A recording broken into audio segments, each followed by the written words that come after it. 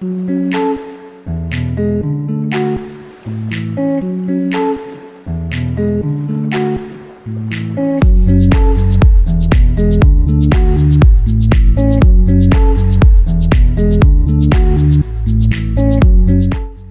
un projet triennal qui est mis en œuvre par Gorée Institute, qui est financé par Ford Foundation, qui a pour objectif de promouvoir une synergie citoyenne ouest-africaine pour la transparence et l'équité dans la distribution des revenus tirés du secteur extractif.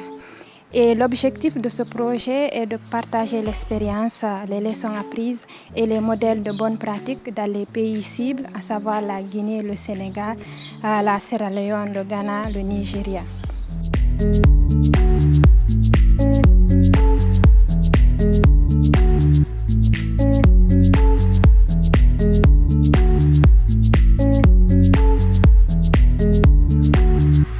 Nous sommes dans une dynamique de proposer des solutions aux problèmes que rencontrent nos communautés et nos États.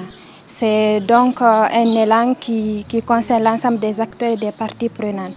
C'est pourquoi, dans le cadre de cet atelier, nous avons réuni des représentants de haut niveau d'institutions gouvernementales, les organisations de la société civile, les représentants des communautés et des multinationales pour une présentation des études, des résultats sur le partage des revenus en matière de gouvernance des ressources naturelles, de l'examen des politiques et réglementations en matière de gouvernance des ressources naturelles et la cartographie et analyse des parties prenantes dans les pays cibles. Ces études menées cette année ont permis tout simplement de déterminer les points forts et les lacunes des politiques et réglementations dans les pays cibles, du point de vue de leur capacité à prendre en charge les besoins des citoyens. Et aussi, les études ont permis de mettre en évidence les défis et les leçons apprises dont les pays pourraient bénéficier. L'atteinte des objectifs de cette recherche est l'un des buts que le Gorée Institute s'est fixé en essayant de comprendre le contexte dans lequel les 6 pays de l'étude ont été impliqués dans les industries extractives. C'est très important également de chercher à cartographier les parties prenantes de ces industries, car c'est lorsque vous faites la cartographie que vous commencez à comprendre qui est impliqué, à quel niveau se situe l'implication et ce dont on a besoin. C'est aussi là qu'on va savoir quelles sont les lacunes qui existent et comment résoudre ces problèmes ou les défis qui sont impliqués au niveau des industries extractives.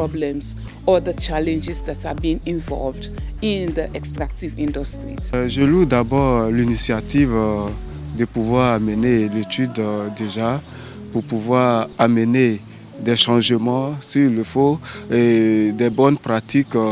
Essayer de faire partage d'expériences avec les autres pays pour pouvoir savoir quelles sont les bonnes pratiques au niveau du Sénégal, quelles sont les bonnes pratiques au niveau du Nigeria ou du Ghana et qu'est-ce que nous aussi nous pouvons apporter au niveau de la Côte d'Ivoire et qu'est-ce qu'on doit améliorer en tant que communauté parce que c'est les communautés qui subissent de ces impacts négatifs et on voudrait que ça soit des impacts positifs maintenant pour les communautés et il doit falloir toujours travailler et sans les études, on ne peut pas réussir à faire de bonnes choses pour nos communautés et pour nos gouvernants. Il faut tirer un chapeau à Gorée Institute qui a dépêché un expert au niveau de nos différents pays pour vraiment faire le bilan de ce qui existe comme règlement, comme procédure juridique. Maintenant, aujourd'hui, comme je vous l'ai dit tantôt, la réunion était l'occasion de partager toutes ces informations. Maintenant, depuis ce matin, nous sommes en train d'échanger. Le consultant nous a donné les informations. Maintenant, je pense que cette discussion est parvenue à nous faire comprendre qu'il y a quelque chose qui existe en matière juridique ou bien en matière politique. Bon, maintenant, ça, nous pouvons considérer ça comme des outils qui nous permettront vraiment d'aller vers le plaidoyer au niveau des pays respectifs. Ce que le Gorée Institute a fait pour ces 2 jours d'ateliers de partage et d'expérience, je pense que c'est un pas en avant dans la bonne direction et c'est quelque chose qui devrait être imité à travers l'Afrique et dans le monde entier parce que l'Institut Gorée a été en mesure quand même de présenter des études multiculturelles transversales montrant comment les meilleures pratiques d'ailleurs peuvent être incorporées dans d'autres pays et comment ces pays peuvent bénéficier les uns des autres dans le domaine de l'industrie extractive pour faire avancer le plaidoyer.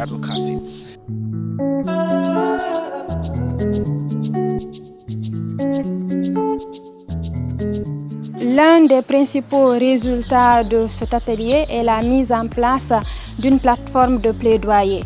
Et cette plateforme sera composée de plusieurs organisations de la société civile et d'autres acteurs influents dans la gouvernance des ressources naturelles. Donc cette plateforme va tout simplement servir de source de connaissances aux acteurs étatiques et non étatiques.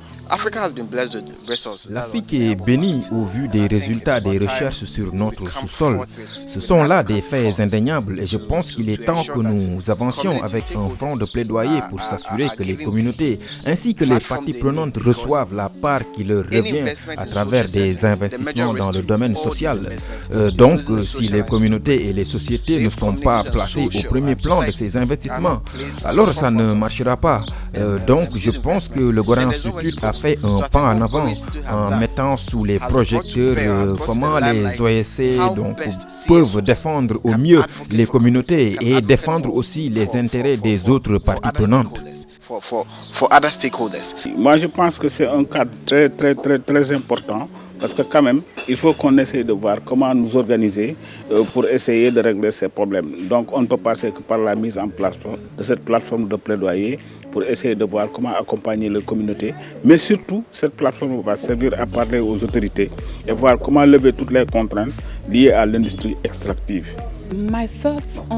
Je pense que l'idée d'avoir une approche coordonnée dans le plaidoyer est très brillante et je soutiens l'idée d'avoir des points focaux dans les pays cibles, mais aussi s'assurer qu'il y a une approche coordonnée de plaidoyer commun, aussi s'assurer qu'il y a une synergie dans toutes les activités des différents pays réunis ici. Ainsi, nous partagerons les expériences et nous apprendrons les uns des autres et cela nous aidera à combler les lacunes dans nos domaines respectifs.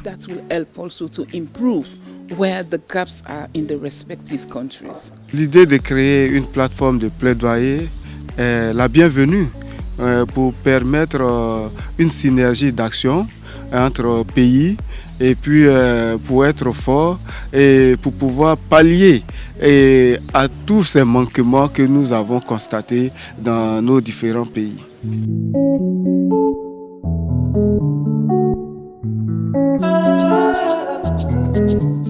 À l'issue de cet atelier, il y a eu la formulation des recommandations de qualité. Et ces recommandations-là vont être disséminées par Gorée Institute en partageant le résultat des études à d'autres pays pour leur permettre de se familiariser déjà aux recommandations prises et aussi de mettre en œuvre ces recommandations-là pour pouvoir aller de l'avant.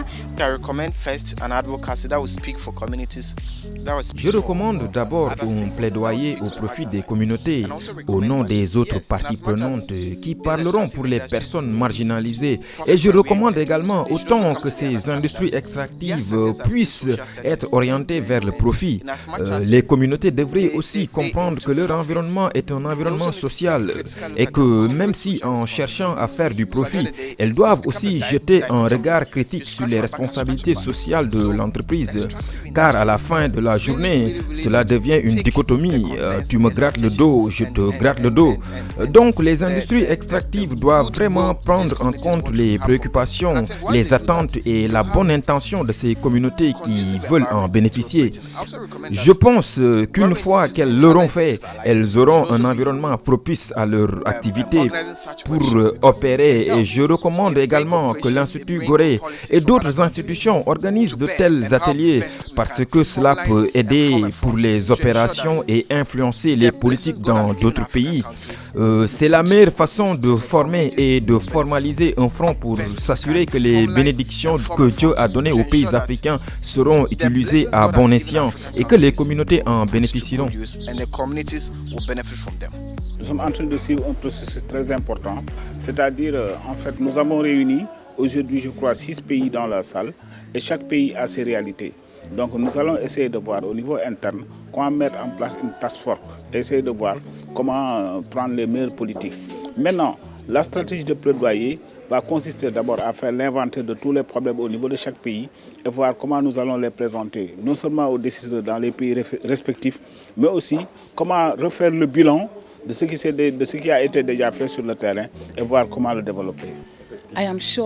Je suis sûr que la publication de l'étude influencera beaucoup d'autres questions, influencera beaucoup d'autres décisions au niveau gouvernemental, à un niveau où la société civile sera également fortement impliquée en termes d'efforts pour s'assurer que les gouvernements prennent en charge la question. On doit s'assurer que les gouvernements assument leurs responsabilités de développer et de mettre en œuvre les industries extractives et que les communautés concernées assument elles aussi leur rôle et responsabilités.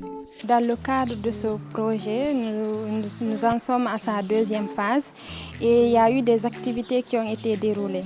Et cette activité consistait tout simplement à réunir des acteurs au niveau régional pour pouvoir discuter des problématiques, des défis et des lacunes dans le secteur extractif. Vu que nous sommes aussi à la fin de l'année, nous nous sommes projetés pour les perspectives à venir. Nous avons prévu plusieurs activités, à savoir le renforcement de capacité des organisations de la société civile, que ce soit les pays anglophones ou les pays francophones. Donc c'est une activité que nous avons prévue dans le cadre de ce projet.